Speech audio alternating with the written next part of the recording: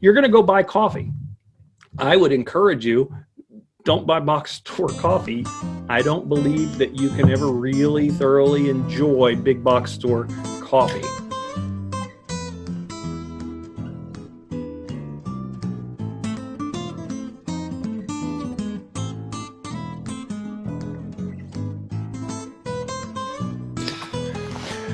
Hey, welcome back, everybody. Welcome to Coffee with Dwayne and Jesse. I'm Dwayne. I'm Jesse. Hey. Oh, you're going to do it. I'm just going to edit that out. Probably not really. That was a good one. That was a good one. Really good and you one. didn't choke on it. Didn't choke. Hey, what do you got there? This is the He's mug got a new of coffee. thing. The mug. The mug. So it's better than the one he had last week. Yes. So now He even admitted it just now. I Yes. have a #1 Grandma Pooh Bear mug. You are the #1 grandma. I am the #1 grandma. Yes. So yeah, that's my new shtick.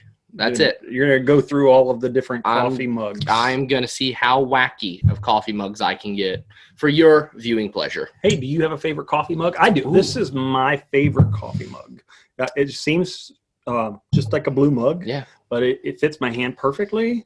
I like the color on it. It holds coffee. I mean, it's a fine mug. Yes. You know, it does its job. That's right. But pretty plainly, I would say. Sometimes you get to a point in life where plain is welcomed. You know what? It's kind of like our outfits today. Yep. You got a very modest plain shirt on, and I'm like, hey, everybody, I'm here. And I'm the #1 grandma. He's the #1 grandma. Yes. Yeah, I see. When I was younger, all the tie-dye. I have a picture from when I was in middle school playing Little League baseball. I had a pair of orange plaid pants. We were part of our team was the Orange Orioles. The Orange Orioles. And I had to have, they were orange plaid. Yeah, it was elementary school, not middle school, because it was in the 70s. Yeah, it was wild. Yes. Yeah, I don't think I've ever had anything that bright. I mean, I'll do bright Hawaiian shirts, but right. So more important than your coffee mug. What's in your coffee mug? This is our Asian Plateau blend. It's a medium roast containing blended coffees of Southeast Asia. It has kind of a herbal flavor profile. The first thing I noticed when I walked in was the aroma. You know, I smelled it. It's a very strong smelling coffee. It's good, right? You know, if you're the type of person that likes to wake up in the morning, set your coffee maker the night before, wake up into the morning with a pot of coffee brewed, and wake up to the smell of coffee before you wake up to the alarm clock. That's one of the best feelings ever. This, I would say, would be your preferred coffee because it's a very strong aroma. But for me, I mean, because I assumed it was going to be super strong and heavy and acidic. He's the cream and sugar guy. I'm the cream and sugar guy. Cream and artificial sweetener that's keto friendly, of course. But this, I'm actually drinking it black right now. I really like it. It's light. It's not acidic at all. You know, sometimes when you drink coffee, you get that little twinge on the back of your tongue where you go, oh, that's like, it's a little bit strong.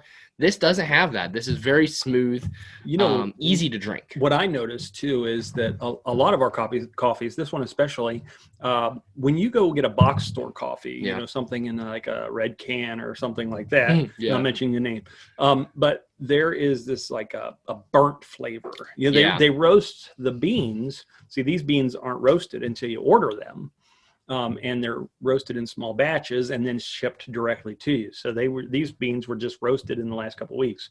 And they do it just right. They're not burnt. And I think they have to burn them when they're doing that bulk kind of thing so that it lasts longer shelf life.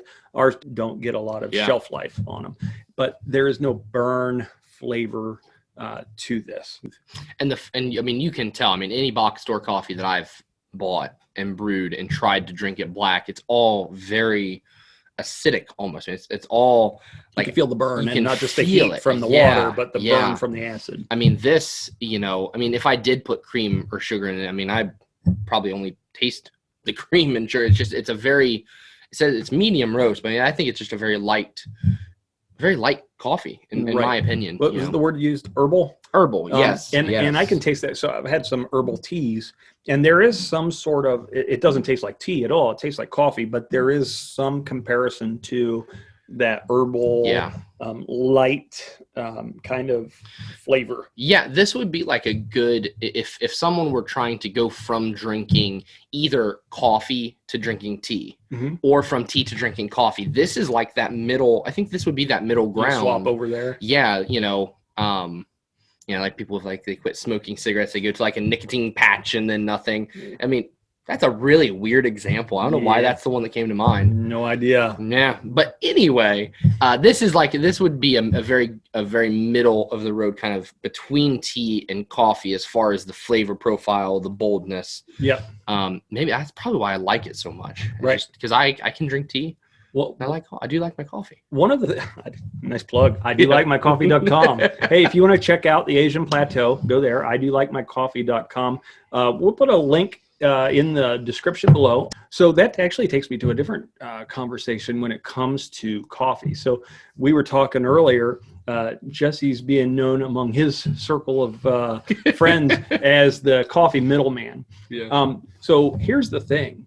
Like, we don't roast coffee. No. I don't go out and buy the coffee. We are basically a middleman for coffee. I have enjoyed coffee for years and years and years. Found a business opportunity where I could connect with some roasters, and they take care of all of the logistics of things. Yeah. All I do is advertise the coffee, and that's kind of how we started this out, where we can just talk to you about our coffee. And you're going to go buy coffee. I would encourage you, don't buy box store coffee.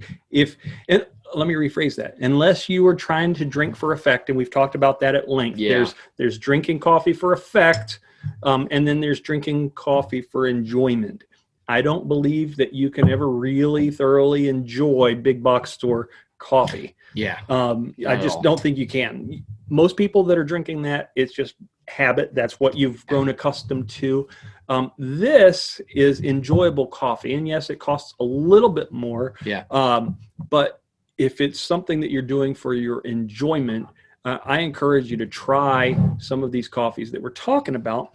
And so, because we don't actually go out and harvest the beans, we don't plant them or any of those kinds of things, and we are really just matching you up with the coffees that are out there. So yeah, you can get your coffee from anywhere.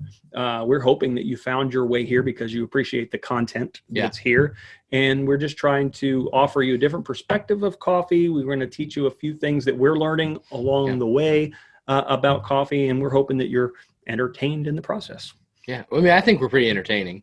We laugh at our own jokes, and isn't that the sign of an entertaining person, the one who laughs at their own I content? think it is. I think one of my favorite comedians laughs at all of his own jokes, and that's why he's one of the funniest guys around. That's right. There you have it.